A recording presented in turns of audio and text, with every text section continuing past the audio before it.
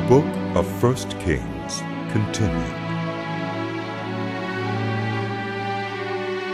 When Solomon had finished building the temple of the Lord and the royal palace, and had achieved all he had desired to do, the Lord appeared to him a second time, as he had appeared to him at Gibeon. The Lord said to him, I have heard the prayer and plea you have made before me. I have consecrated this temple which you have built by putting my name there forever. My eyes and my heart will always be there. As for you, if you walk before me faithfully, with integrity of heart and uprightness, as David your father did, and do all I command, and observe my decrees and laws, I will establish your royal throne over Israel forever, as I promised David your father, when I said, you shall never fail to have a successor on the throne of Israel. But if you or your descendants turn away from me and do not observe the commands and decrees I have given you, and go off to serve other gods and worship them, then I will cut off Israel from the land I have given them, and will reject this temple I have consecrated for my name. Israel will then become a byword and an object of ridicule among all peoples. This temple will become a heap of rubble. All who pass by will be appalled and will scoff and say, why has the Lord done such a thing to this land and to this temple? People will answer, because they have forsaken the Lord their God, who brought their ancestors out of Egypt, and have embraced other gods, worshipping and serving them. That is why the Lord brought all this disaster on them. At the end of 20 years, during which Solomon built these two buildings, the temple of the Lord and the royal palace, King Solomon gave 20 towns in Galilee to Hiram, king of Tyre, because Hiram had supplied him with all the cedar and juniper and gold he wanted. But when Hiram went from Tyre to see the towns that Solomon had given him, he was not pleased with them. What kind of towns are these you have given me, my brother? He asked. And he called them the land of Kabul, a name they have to this day. Now Hiram had sent to the king 120 talents of gold. Here is the account of the forced labor King Solomon conscripted to build the Lord's temple, his own palace, the terraces, the wall of Jerusalem, and Hazor, Megiddo, and Gezer. Pharaoh, king of Egypt, had attacked and captured Gezer. He had set it on fire. He killed its Canaanite inhabitants and then gave it as a wedding gift to his daughter, Solomon's wife. And Solomon rebuilt Gezer. He built up Lower Beth-horon, Baalah, and Tadmor in the desert within his land, as well as all his store cities and the towns for his chariots and for his horses, whatever he desired to build in Jerusalem, in Lebanon, and throughout all the territory he ruled. There were still people left from the Amorites, Hittites, Perizzites, Hivites, and Jebusites. These people were not Israelites. Solomon conscripted the descendants of all these people remaining in the land, whom the Israelites could not exterminate, to serve as slave labor, as it is to this day. But Solomon did not make slaves of any of the Israelites. They were his fighting men, his government officials, his officers, his captains, and the commanders of his chariots and charioteers. They were also the chief officials in charge of Solomon's projects, 550 officials supervising those who did the work. After Pharaoh's daughter had come up from the city of David to the palace Solomon had built for her, he constructed the terraces. 3 times a year Solomon sacrificed burnt offerings and fellowship offerings on the altar he had built for the Lord, burning incense before the Lord along with them, and so fulfilled the temple obligations. King Solomon also built ships at Ezion-Geber, which is near Elath in Edom, on the shore of the Red Sea. And Hiram sent his servants, sailors who knew the sea, to serve in the fleet with Solomon's servants. They sailed to Ophir, and brought back 420 talents of gold, which they delivered to King Solomon. When the Queen of Sheba heard about the fame of Solomon and his relationship to the Lord, she came to test Solomon with hard questions.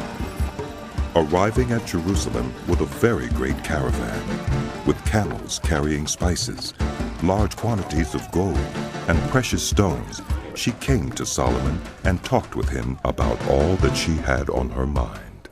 Solomon answered all her questions. Nothing was too hard for the king to explain to her.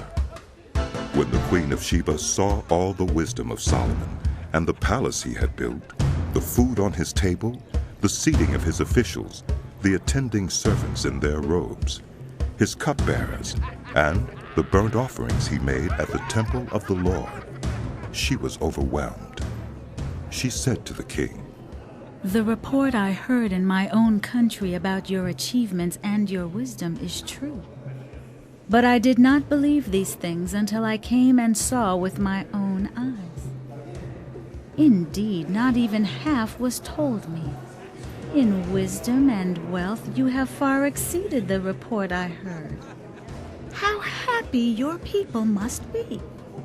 How happy your officials who continually stand before you and hear your wisdom!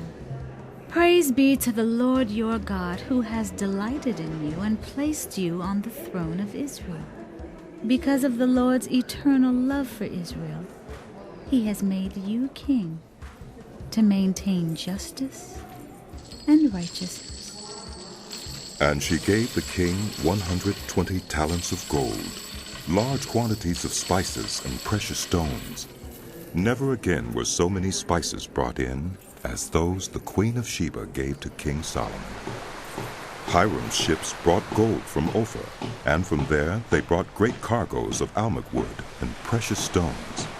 The king used the almug wood to make supports for the temple of the Lord and for the royal palace, and to make harps and lyres for the musicians.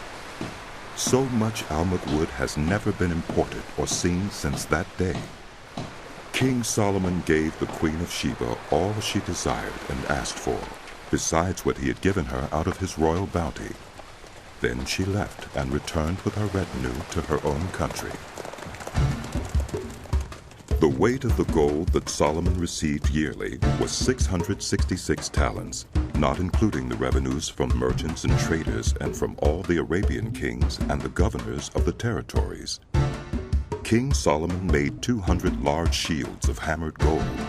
600 shekels of gold went into each shield. He also made 300 small shields of hammered gold, with 3 minas of gold in each shield. The king put them in the palace of the forest of Lebanon.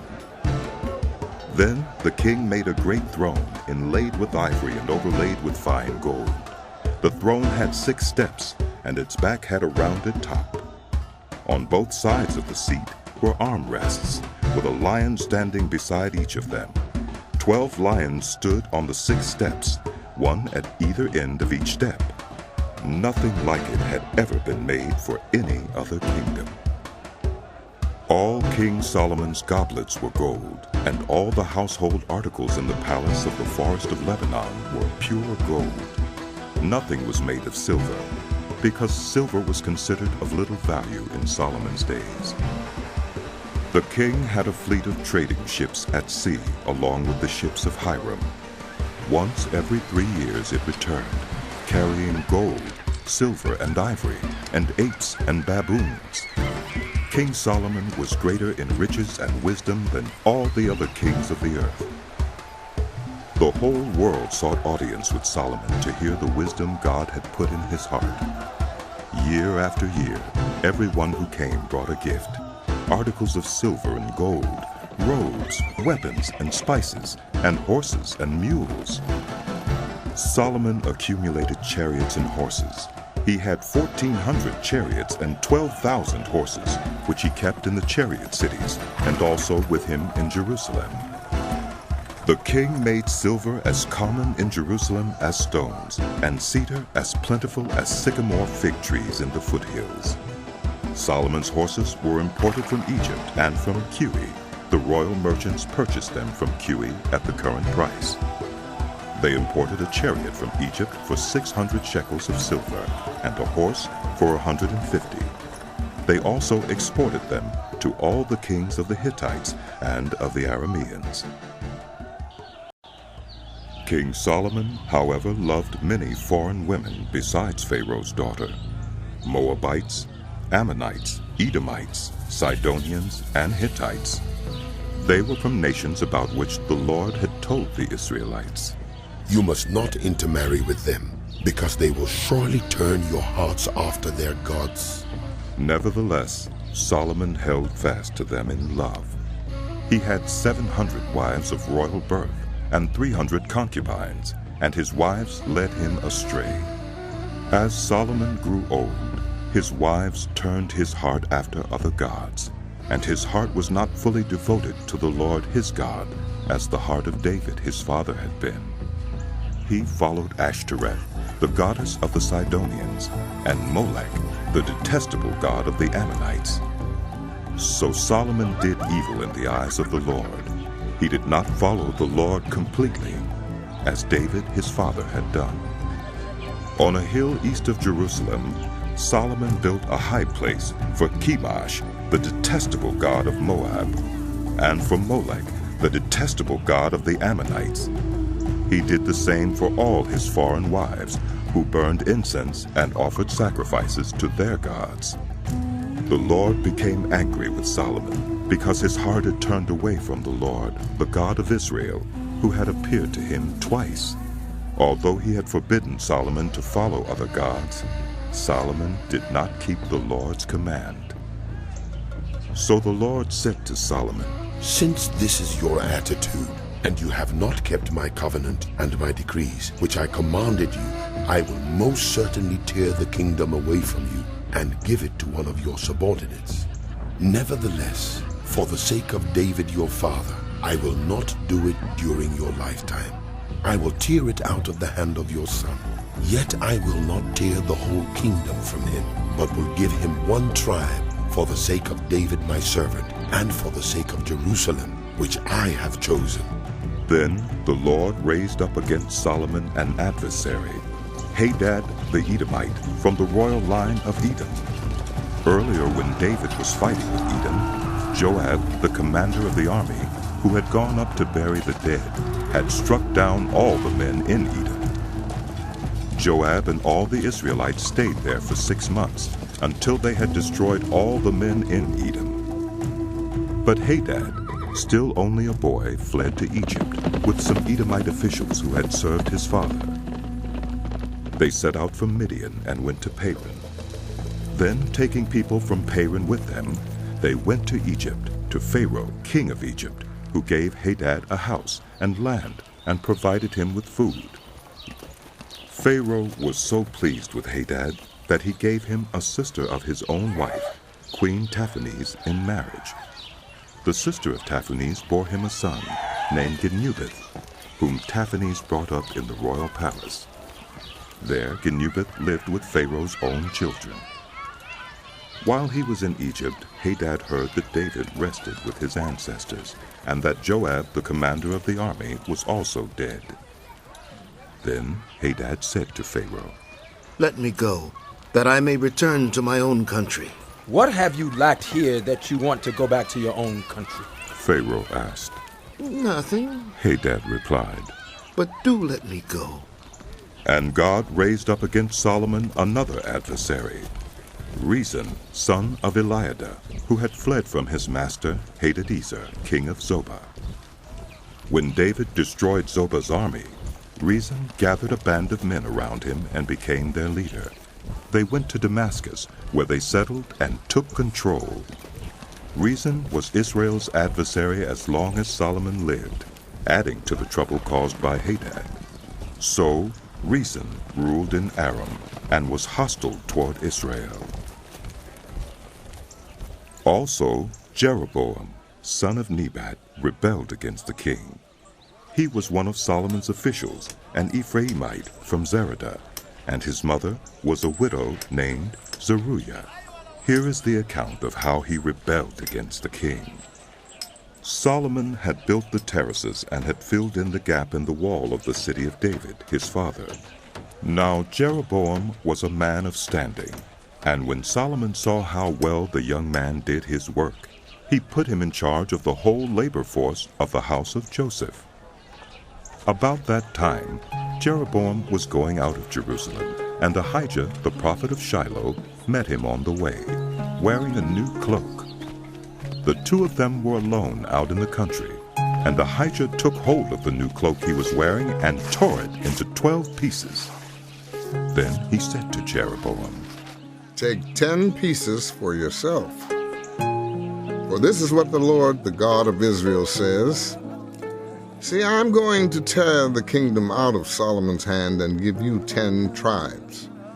But for the sake of my servant David and the city of Jerusalem, which I have chosen out of all the tribes of Israel, he will have 1 tribe. I will do this because they have forsaken me and worshipped Ashtoreth, the goddess of the Sidonians, Chemosh, the god of the Moabites, and Molech, the god of the Ammonites, and have not walked in obedience to me, nor done what is right in my eyes, nor kept my decrees and laws, as David, Solomon's father, did.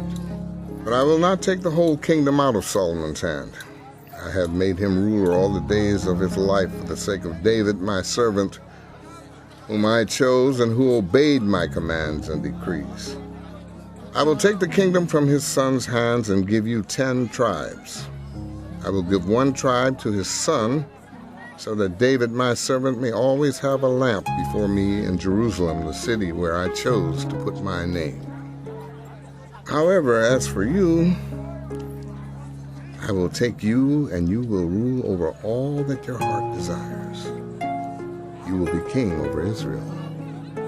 If you do whatever I command you and walk in obedience to me and do what is right in my eyes by obeying my decrees and commands, as David my servant did, I will be with you. I will build you a dynasty as enduring as the one I built for David, and will give Israel to you. I will humble David's descendants because of this, but not forever." Solomon tried to kill Jeroboam, but Jeroboam fled to Egypt, to Shishak the king, and stayed there until Solomon's death. As for the other events of Solomon's reign, all he did and the wisdom he displayed, are they not written in the book of the annals of Solomon? Solomon reigned in Jerusalem over all Israel 40 years. Then he rested with his ancestors and was buried in the city of David, his father. And Rehoboam, his son, succeeded him as king. Rehoboam went to Shechem, for all Israel had gone there to make him king. When Jeroboam, son of Nebat, heard this, he was still in Egypt, where he had fled from King Solomon. He returned from Egypt. So they sent for Jeroboam, and he and the whole assembly of Israel went to Rehoboam and said to him, "Your father put a heavy yoke on us, but now lighten the harsh labor and the heavy yoke he put on us, and we will serve you." Rehoboam answered, "Go away for 3 days, and then come back to me." So the people went away. Then King Rehoboam consulted the elders who had served his father Solomon during his lifetime. "How would you advise me to answer these people?" he asked. They replied, "If today you will be a servant to these people, and serve them, and give them a favorable answer, they will always be your servants." But Rehoboam rejected the advice the elders gave him and consulted the young men who had grown up with him and were serving him. He asked them, "What is your advice? How should we answer these people who say to me, 'Lighten the yoke your father put on us'?" The young men who had grown up with him replied, "These people have said to you, 'Your father put a heavy yoke on us, but make our yoke lighter.' Now tell them, 'My little finger is thicker than my father's waist. My father laid on you a heavy yoke. I will make it even heavier. My father scourged you with whips. I will scourge you with scorpions.'" 3 days later, Jeroboam and all the people returned to Rehoboam, as the king had said, "Come back to me in 3 days." The king answered the people harshly, Rejecting the advice given him by the elders, he followed the advice of the young men and said, My father made your yoke heavy. I will make it even heavier. My father scourged you with whips. I will scourge you with scorpions. So the king did not listen to the people, for this turn of events was from the Lord, to fulfill the word the Lord had spoken to Jeroboam, son of Nebat, through Ahijah the Shilonite. When all Israel saw that the king refused to listen to them, they answered the king, What share do we have in David? What part in Jesse's son? To your tents, Israel. Look after your own house, David. So the Israelites went home. But as for the Israelites who were living in the towns of Judah, Rehoboam still ruled over them. King Rehoboam sent out Adoniram, who was in charge of forced labor, but all Israel stoned him to death. King Rehoboam, however, managed to get into his chariot and escape to Jerusalem. So Israel has been in rebellion against the house of David to this day. When all the Israelites heard that Jeroboam had returned, they sent and called him to the assembly and made him king over all Israel. Only the tribe of Judah remained loyal to the house of David. When Rehoboam arrived in Jerusalem, he mustered the whole house of Judah and the tribe of Benjamin, 180,000 able young men, to make war against the house of Israel and to regain the kingdom for Rehoboam, son of Solomon. But this word of God came to Shemaiah, the man of God. Say to Rehoboam, son of Solomon, king of Judah, to the whole house of Judah and Benjamin, and to the rest of the people, this is what the Lord says. Do not go up to fight against your brothers, the Israelites. Go home, every one of you, for this is my doing. So they obeyed the word of the Lord and went home again, as the Lord had ordered. Then Jeroboam fortified Shechem in the hill country of Ephraim and lived there. From there he went out and built up Peniel. Jeroboam thought to himself, The kingdom will now likely revert to the house of David. If these people go up to offer sacrifices at the temple of the Lord in Jerusalem, they will again give their allegiance to their Lord Rehoboam, king of Judah. They will kill me and return to King Rehoboam. After seeking advice, the king made 2 golden calves. He said to the people, It is too much for you to go up to Jerusalem. Here are your gods, Israel, who brought you up out of Egypt. One he set up in Bethel, and the other in Dan. And this thing became a sin. The people came to worship the one at Bethel, and went as far as Dan to worship the other. Jeroboam built shrines on high places, and appointed priests from all sorts of people, even though they were not Levites.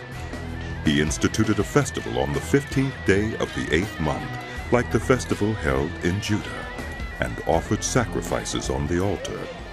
This he did in Bethel, sacrificing to the calves he had made. And at Bethel he also installed priests at the high places he had made. On the 15th day of the 8th month, a month of his own choosing, he offered sacrifices on the altar he had built at Bethel. So he instituted the festival for the Israelites, and went up to the altar to make offerings. By the word of the Lord, a man of God came from Judah to Bethel, as Jeroboam was standing by the altar to make an offering. He cried out against the altar by the word of the Lord. Altar! Altar! This is what the Lord says. A son named Josiah will be born to the house of David. On you he will sacrifice the priests of the high places who make offerings here, and human bones will be burned on you. That same day the man of God gave a sign. This is the sign the Lord has declared. The altar will be split apart, and the ashes on it will be poured out. When King Jeroboam heard what the man of God cried out against the altar at Bethel, he stretched out his hand from the altar and said, Seize him! But the hand he stretched out toward the man shriveled up so that he could not pull it back. Also the altar was split apart, and its ashes poured out according to the sign given by the man of God, by the word of the Lord. Then the king said to the man of God, Intercede with the Lord your God, and pray for me, that my hand may be restored. So the man of God interceded with the Lord, and the king's hand was restored and became as it was before. The king said to the man of God, Come home with me for a meal, and I will give you a gift. But the man of God answered the king, Even if you were to give me half your possessions, I would not go with you, nor would I eat bread or drink water here. For I was commanded by the word of the Lord, you must not eat bread or drink water or return by the way you came. So he took another road and did not return by the way he had come to Bethel. Now there was a certain old prophet living in Bethel, whose sons came and told him all that the man of God had done there that day. They also told their father what he had said to the king. Their father asked them, Which way did he go? And his sons showed him which road the man of God from Judah had taken. So he said to his sons, Saddle the donkey for me. And when they had saddled the donkey for him, he mounted it and rode after the man of God. He found him sitting under an oak tree and asked, Are you the man of God who came from Judah? I am, he replied. So the prophet said to him, Come home with me and eat. The man of God said, I cannot turn back and go with you, nor can I eat bread or drink water with you in this place. I have been told by the word of the Lord, you must not eat bread or drink water there, or return by the way you came. The old prophet answered, I too am a prophet, as you are. And an angel said to me by the word of the Lord, Bring him back with you to your house, so that he may eat bread and drink water. But he was lying to him. So the man of God returned with him and ate and drank in his house. While they were sitting at the table, the word of the Lord came to the old prophet who had brought him back. He cried out to the man of God who had come from Judah. This is what the Lord says. You have defied the word of the Lord, and have not kept the command the Lord your God gave you. You came back and ate bread and drank water in the place where he told you not to eat or drink. Therefore your body will not be buried in the tomb of your ancestors. When the man of God had finished eating and drinking, the prophet who had brought him back saddled his donkey for him. As he went on his way, a lion met him on the road and killed him, and his body was left lying on the road, with both the donkey and the lion standing beside it. Some people who passed by saw the body lying there, with the lion standing beside the body, and they went and reported it in the city where the old prophet lived. When the prophet who had brought him back from his journey heard of it, he said, It is the man of God who defied the word of the Lord. The Lord has given him over to the lion, which has mauled him and killed him, as the word of the Lord had warned him. The prophet said to his sons, Saddle the donkey for me. And they did so. Then he went out and found the body lying on the road, with the donkey and the lion standing beside it. The lion had neither eaten the body nor mauled the donkey.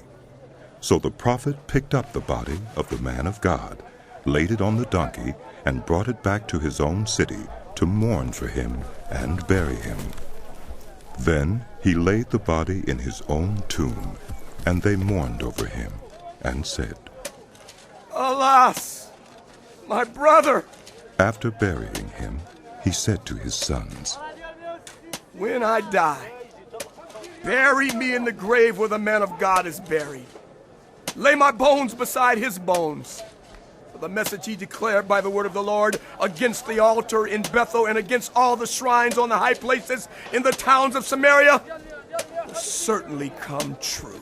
Even after this, Jeroboam did not change his evil ways, but once more appointed priests for the high places from all sorts of people.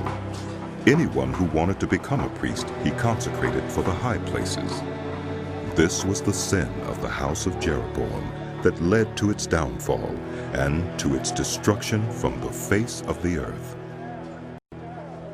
At that time, Abijah, son of Jeroboam, became ill, and Jeroboam said to his wife, "Go, disguise yourself so you won't be recognized as the wife of Jeroboam. Then go to Shiloh. Ahijah the prophet is there, the one who told me I would be king over this people. Take 10 loaves of bread with you, some cakes and a jar of honey, and go to him. He will tell you what will happen to the boy." So Jeroboam's wife did what he said and went to Ahijah's house in Shiloh. Now Ahijah could not see. His sight was gone because of his age. But the Lord had told Ahijah, "Jeroboam's wife is coming to ask you about her son, for he is ill, and you are to give her such and such an answer. When she arrives, she will pretend to be someone else." So when Ahijah heard the sound of her footsteps at the door, he said, "Come in, wife of Jeroboam." "Why this pretense? I've been sent to you with bad news. Go tell Jeroboam that this is what the Lord, the God of Israel, says. I raised you up from among the people and appointed you ruler over my people Israel. I tore the kingdom away from the house of David and gave it to you. But you have not been like my servant David, who kept my commands and followed me with all his heart, doing only what was right in my eyes. You have done more evil than all who lived before you. You have made for yourself other gods, idols made of metal. You have aroused my anger, thrust me behind your back. Because of this, I am going to bring disaster on the house of Jeroboam. I will cut off from Jeroboam every last male in Israel, slave or free. I will burn up the house of Jeroboam as one burns dung, until it is all gone. Dogs will eat those belonging to Jeroboam who die in the city, and the birds will feed on those who die in the country. The Lord has spoken. As for you, go back home. When you set foot in your city, the boy will die. All Israel will mourn for him and bury him. He is the only one belonging to Jeroboam who will be buried, because he is the only one in the house of Jeroboam in whom the Lord, the God of Israel, has found anything good. The Lord will raise up for himself a king over Israel who will cut off the family of Jeroboam. Even now this is beginning to happen. And the Lord will strike Israel so that it will be like a reed swaying in the water. He will uproot Israel from this good land that he gave to their ancestors and scatter them beyond the Euphrates River, because they aroused the Lord's anger by making Asherah poles. And he will give Israel up because of the sins Jeroboam has committed and has caused Israel to commit. Then Jeroboam's wife got up and left and went to Tirzah. As soon as she stepped over the threshold of the house, the boy died. They buried him, and all Israel mourned for him, as the Lord had said through his servant, the prophet Ahijah. The other events of Jeroboam's reign, his wars, and how he ruled, are written in the book of the annals of the kings of Israel. He reigned for 22 years, and then rested with his ancestors. And Nadab, his son, succeeded him as king. Rehoboam, son of Solomon, was king in Judah. He was 41 years old when he became king, and he reigned 17 years in Jerusalem, the city the Lord had chosen out of all the tribes of Israel in which to put his name. His mother's name was Naamah. She was an Ammonite. Judah did evil in the eyes of the Lord. By the sins they committed, they stirred up his jealous anger more than those who were before them had done. They also set up for themselves high places, sacred stones, and Asherah poles on every high hill and under every spreading tree. There were even male shrine prostitutes in the land. The people engaged in all the detestable practices of the nations the Lord had driven out before the Israelites. In the 5th year of King Rehoboam, Shishak, king of Egypt, attacked Jerusalem. He carried off the treasures of the temple of the Lord and the treasures of the royal palace. He took everything, including all the gold shields Solomon had made. So King Rehoboam made bronze shields to replace them and assigned these to the commanders of the guard on duty at the entrance to the royal palace. Whenever the king went to the Lord's temple, the guards bore the shields, and afterward they returned them to the guard room. As for the other events of Rehoboam's reign and all he did, are they not written in the book of the annals of the kings of Judah? There was continual warfare between Rehoboam and Jeroboam. And Rehoboam rested with his ancestors and was buried with them in the city of David. His mother's name was Naamah. She was an Ammonite. And Abijah his son succeeded him as king. In the 18th year of the reign of Jeroboam, son of Nebat, Abijah became king of Judah, and he reigned in Jerusalem 3 years. His mother's name was Maacah, daughter of Abishalom. He committed all the sins his father had done before him. His heart was not fully devoted to the Lord his God, as the heart of David his forefather had been. Nevertheless, for David's sake, the Lord his God gave him a lamp in Jerusalem by raising up a son to succeed him, and by making Jerusalem strong.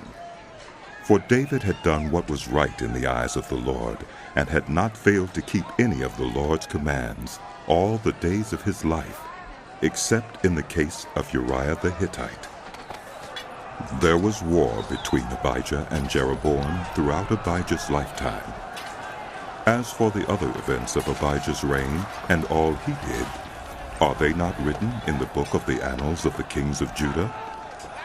There was war between Abijah and Jeroboam, and Abijah rested with his ancestors and was buried in the city of David, and Asa, his son, succeeded him as king.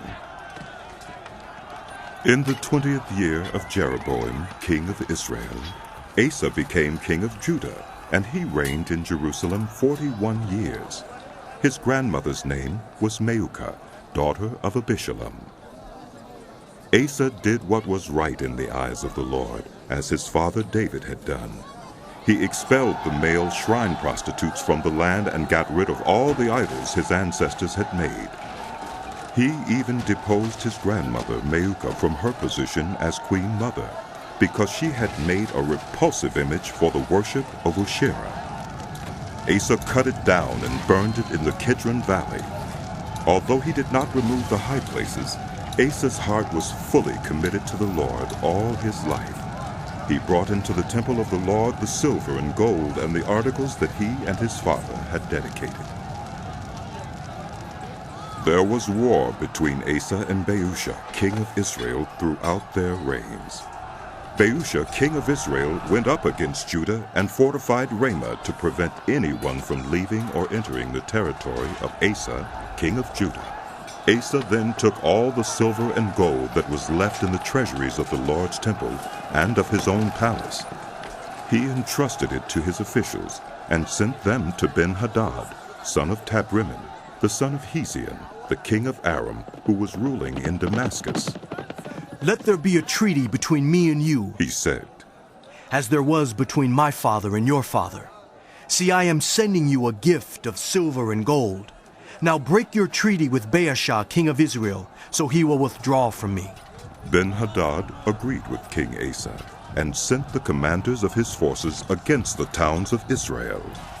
He conquered Ijon, Dan, Abel-Beth-Maacah, and all Kinnereth in addition to Naphtali.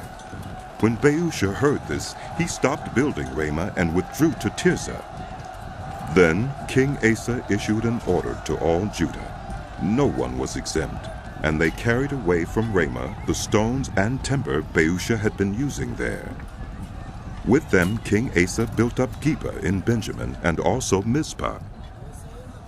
As for all the other events of Asa's reign, all his achievements, all he did and the cities he built, are they not written in the book of the annals of the kings of Judah? In his old age, however, his feet became diseased. Then Asa rested with his ancestors and was buried with them in the city of his father David. And Jehoshaphat his son succeeded him as king. Nadab, son of Jeroboam, became king of Israel in the 2nd year of Asa, king of Judah, and he reigned over Israel 2 years. He did evil in the eyes of the Lord, following the ways of his father and committing the same sin his father had caused Israel to commit. Baasha, son of Ahijah of the house of Issachar, plotted against him, and he struck him down at Gibbethon, a Philistine town, while Nadab and all Israel were besieging it. Baasha killed Nadab in the 3rd year of Asa, king of Judah, and succeeded him as king. As soon as he began to reign, he killed Jeroboam's whole family. He did not leave Jeroboam anyone that breathed, but destroyed them all, according to the word of the Lord given through his servant Ahijah the Shilonite. This happened because of the sins Jeroboam had committed and had caused Israel to commit, and because he aroused the anger of the Lord, the God of Israel. As for the other events of Nadab's reign and all he did, are they not written in the book of the annals of the kings of Israel? There was war between Asa and Baasha, king of Israel, throughout their reigns. In the 3rd year of Asa, king of Judah, Baasha, son of Ahijah, became king of all Israel in Tirzah, and he reigned 24 years. He did evil in the eyes of the Lord, following the ways of Jeroboam and committing the same sin Jeroboam had caused Israel to commit. Then the word of the Lord came to Jehu, son of Hanani, concerning Baasha. I lifted you up from the dust and appointed you ruler over my people Israel. But you followed the ways of Jeroboam and caused my people Israel to sin and to arouse my anger by their sins. So I am about to wipe out Baasha and his house, and I will make your house like that of Jeroboam, son of Nebat. Dogs will eat those belonging to Baasha who die in the city, and birds will feed on those who die in the country. As for the other events of Baasha's reign, what he did and his achievements, are they not written in the book of the annals of the kings of Israel? Baasha rested with his ancestors and was buried in Tirzah, and Elah his son succeeded him as king. Moreover, the word of the Lord came through the prophet Jehu, son of Hanani, to Baasha and his house, because of all the evil he had done in the eyes of the Lord, arousing his anger by the things he did, becoming like the house of Jeroboam, and also because he destroyed it. In the 26th year of Asa, king of Judah, Elah, son of Baasha, became king of Israel, and he reigned in Tirzah 2 years. Zimri, one of his officials who had command of half his chariots, plotted against him. Elah was in Tirzah at the time, getting drunk in the home of Arza, who was in charge of the palace at Tirzah. Zimri came in, struck him down, and killed him in the 27th year of Asa, king of Judah. Then he succeeded him as king. As soon as he began to reign and was seated on the throne, he killed off Baasha's whole family. He did not spare a single male, whether relative or friend.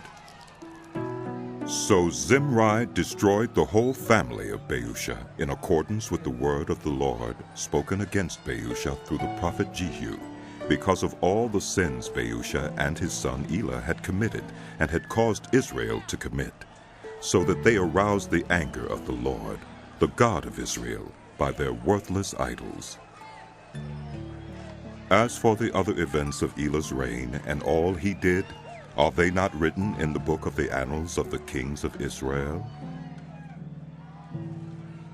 In the 27th year of Asa, king of Judah, Zimri reigned in Tirzah 7 days.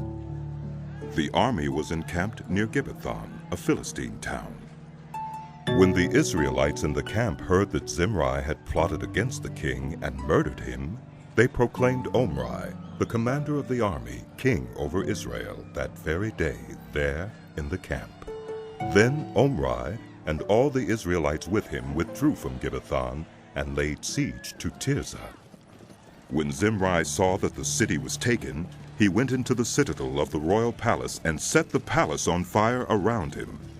So he died because of the sins he had committed, doing evil in the eyes of the Lord and following the ways of Jeroboam and committing the same sin Jeroboam had caused Israel to commit. As for the other events of Zimri's reign and the rebellion he carried out, are they not written in the book of the annals of the kings of Israel? Then the people of Israel were split into 2 factions.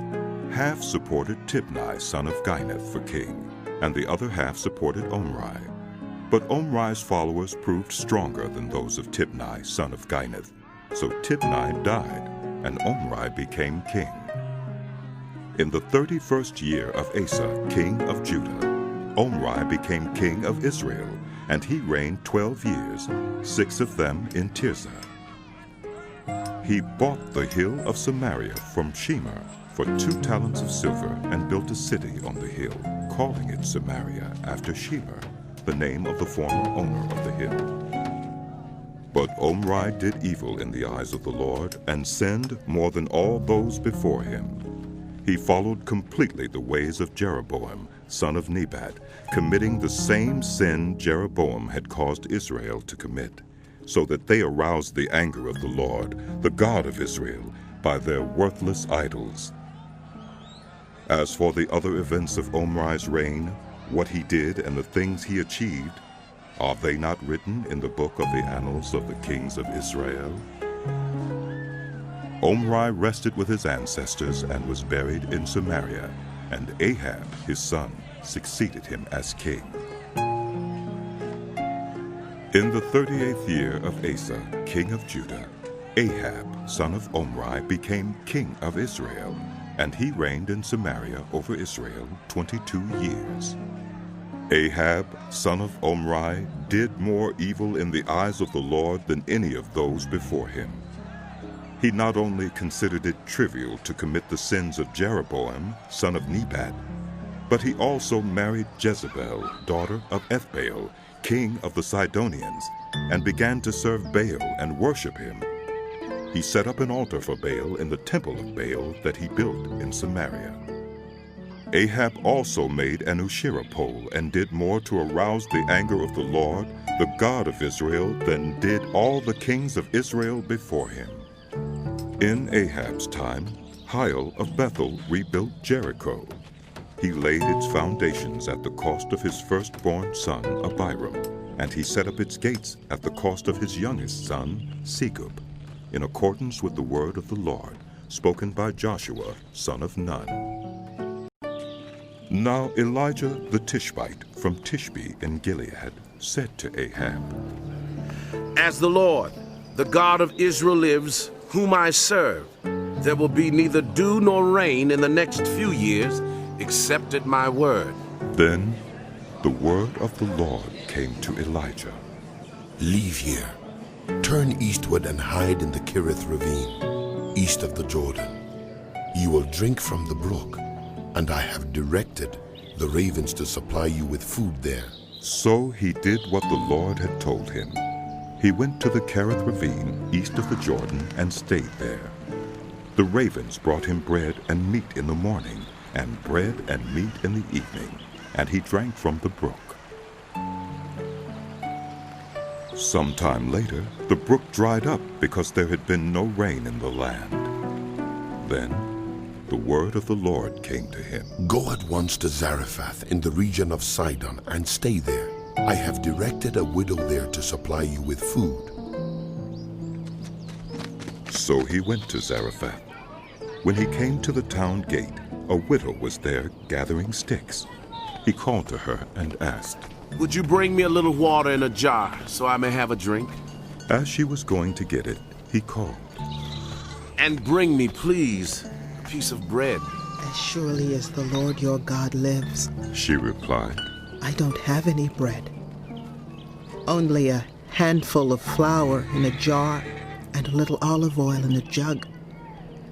I'm gathering a few sticks to take home and make a meal for myself and my son, that we may eat it and die." Elijah said to her, "Don't be afraid. Go home and do as you have said, but first make a small loaf of bread for me from what you have, and bring it to me, and then make something for yourself and your son. For this is what the Lord, the God of Israel, says. The jar of flour will not be used up, and the jug of oil will not run dry until the day the Lord sends rain on the land." She went away and did as Elijah had told her. So there was food every day for Elijah and for the woman and her family. For the jar of flour was not used up, and the jug of oil did not run dry, in keeping with the word of the Lord spoken by Elijah. Some time later, the son of the woman who owned the house became ill. He grew worse and worse, and finally stopped breathing. She said to Elijah, "What do you have against me, man of God? Did you come to remind me of my sin and kill my son?" No. "Give me your son," Elijah replied. He took him from her arms, carried him to the upper room where he was staying, and laid him on his bed. Then he cried out to the Lord, "Lord my God, have you brought tragedy even on this widow I am staying with by causing her son to die?" Then he stretched himself out on the boy 3 times and cried out to the Lord, "Lord my God, let this boy's life return to him." The Lord heard Elijah's cry, and the boy's life returned to him, and he lived. Elijah picked up the child and carried him down from the room into the house. He gave him to his mother and said, "Look, your son is alive." Then the woman said to Elijah, "Now I know that you are a man of God, and that the word of the Lord from your mouth is the truth." After a long time, in the 3rd year, the word of the Lord came to Elijah. Go and present yourself to Ahab, and I will send rain on the land. So Elijah went to present himself to Ahab. Now the famine was severe in Samaria, and Ahab had summoned Obadiah, who was in charge of his palace. Obadiah was a devout believer in the Lord. While Jezebel was killing off the Lord's prophets, Obadiah had taken 100 prophets and hidden them in 2 caves, 50 in each, and had supplied them with food and water. Ahab had said to Obadiah, "Go through the land, to all the springs and valleys. Maybe we can find some grass to keep the horses and mules alive, so we will not have to kill any of our animals." So they divided the land they were to cover, Ahab going in one direction and Obadiah in another. As Obadiah was walking along, Elijah met him. Obadiah recognized him, bowed down to the ground, and said, "Oh, is it really you, my Lord Elijah?" "Yes," he replied. "Go tell your master Elijah is here." "What have I done wrong?" asked Obadiah. "That you are handing your servant over to Ahab to be put to death? As surely as the Lord your God lives, there is not a nation or kingdom where my master has not sent someone to look for you. And whenever a nation or kingdom claimed you were not there, he made them swear they could not find you. But now you tell me to go to my master and say, Elijah is here. I don't know where the Spirit of the Lord may carry you when I leave you. If I go and tell Ahab and he doesn't find you, he will kill me. Yet I, your servant, have worshipped the Lord since my youth. Haven't you heard, my Lord? What I did while Jezebel was killing the prophets of the Lord? I hid 100 of the Lord's prophets in 2 caves, 50 in each, and supplied them with food and water. And now you tell me to go to my master and say, Elijah is here? He will kill me. Elijah said, As the Lord Almighty lives, whom I serve, I will surely present myself to Ahab today. So Obadiah went to meet Ahab and told him, and Ahab went to meet Elijah. When he saw Elijah, he said to him, Is that you troubler of Israel? I have not made trouble for Israel, but you and your father's family have. You have abandoned the Lord's commands and have followed the Baals. Now summon the people from all over Israel to meet me on Mount Carmel, and bring the 450 prophets of Baal and the 400 prophets of Asherah who eat at Jezebel's table. So Ahab sent word throughout all Israel and assembled the prophets on Mount Carmel. Elijah went before the people and said, How long will you waver between 2 opinions? If the Lord is God, follow him. But if Baal is God, follow him. But the people said nothing. Then Elijah said to them, I am the only one of the Lord's prophets left, but Baal has 450 prophets. Get 2 bulls for us. Let Baal's prophets choose one for themselves, and let them cut it into pieces and put it on the wood, but not set fire to it. I will prepare the other bull and put it on the wood, but not set fire to it. Then you call on the name of your God, and I will call on the name of the Lord. The God who answers by fire, he is God. Then all the people said, What you say is good. Elijah said to the prophets of Baal, Choose one of the bulls and prepare it first, since there are so many of you. Call on the name of your God, but do not light the fire. So they took the bull given them and prepared it. Then they called on the name of Baal from morning till noon.